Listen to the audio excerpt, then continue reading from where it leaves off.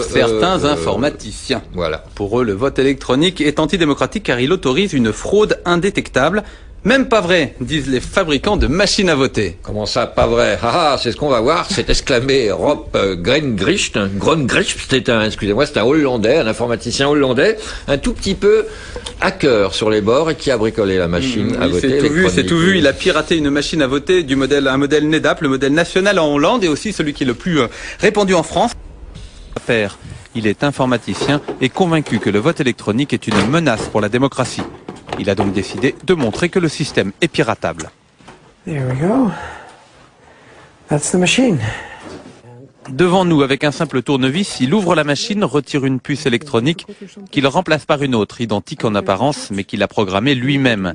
Craquer le code de fonctionnement lui a pris 1 mois de travail, mais désormais, il est opérationnel. Il peut pirater n'importe quel ordinateur de vote NEDAP en moins de 2 minutes. Vous les remplacez avec vos propres puces. Ce sont des puces qui ne coûtent pas grand-chose et qui sont faciles à programmer. Allez, on va jouer à la démocratie maintenant. Je vais voter pour le parti 1, 2, 3 et 4. Rob accomplit maintenant son devoir de citoyen. Pour les besoins de la démonstration, il vote plusieurs fois pour différents candidats, sans donner une seule voix au 5e qu'il a intitulé « Le Parti de la fraude ». Là, je clôture l'élection en appuyant sur ce bouton et en tournant cette clé. De l'autre côté de la machine, il y a une imprimante. Elle permet de sortir les résultats officiels. Normalement, c'est beaucoup plus long car il y a beaucoup plus de votants. Et voilà le document officiel. À partir de ce document officiel, il procède rapidement au dépouillement du scrutin. Le parti du PVD a 3 voix, nous lui en avions pourtant donné 4. Et le grand gagnant de cette élection est le parti de la fraude avec 5 voix. Alors que Rob n'a jamais appuyé sur le bouton correspondant à ce parti. Le bureau de vote va penser que tout est régulier, normal, que tout a fonctionné. Il n'y a rien de louche. C'est une élection complètement légale et légitime, en dehors du fait que tout est faux. Depuis que cette démonstration a été médiatisée en Hollande, la société NEDAP a fait installer des scellés sur ses machines pour empêcher l'accès aux circuits électroniques à des personnes non autorisées. Mais pour cet informaticien militant, ça ne change rien au fond de l'affaire. Cette fraude indétectable peut venir de l'intérieur.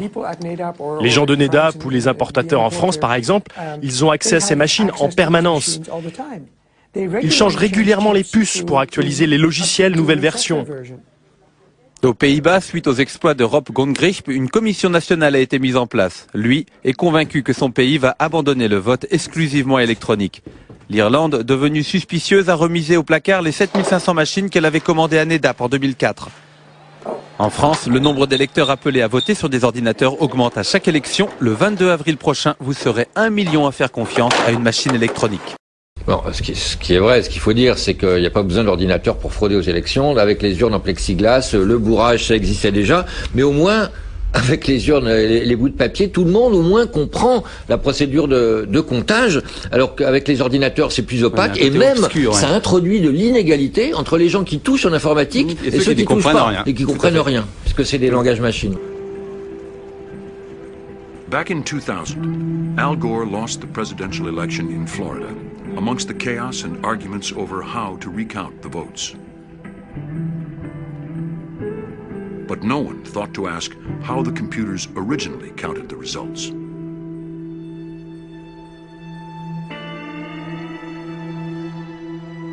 As dusk fell on election night, one official noticed something very strange, a sign that the heart of America's democracy was in danger.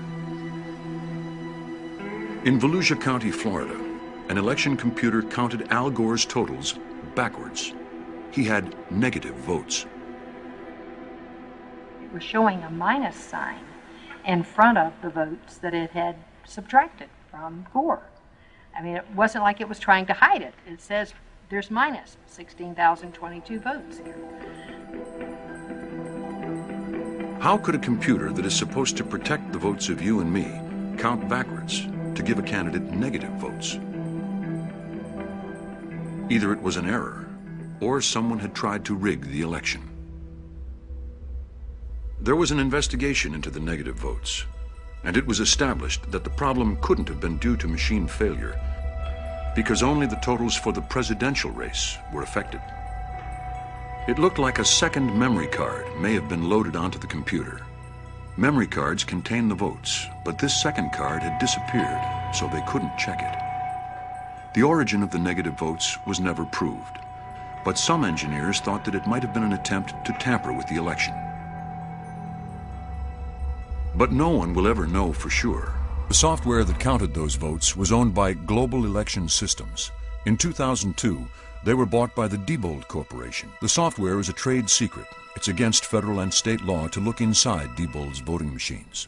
I was the chief technical advisor to the Secretary of State of the largest state in the United States, and I was not allowed to look at the software running in Diebold or any other vendor's voting systems.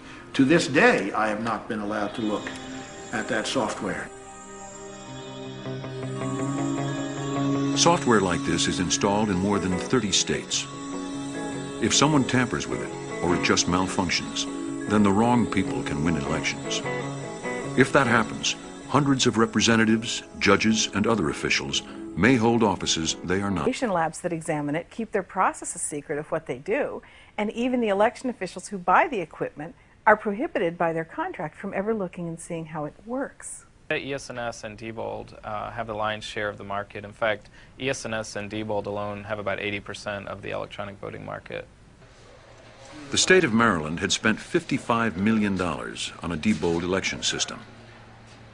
They asked computer consultants Raba Technologies to test it. Raba were able to break into the machines in around 10 seconds. I mean, what have they spent the $55 million on? Accuracy and security and reliability of the equipment. Again, there's a perception there. Well, it's more than a perception. I mean, these scientists broke into the machine. I will tell you from what I read in the Raba report, and I've read it very carefully, is that the steps that they took and how they stated that they had affected the machine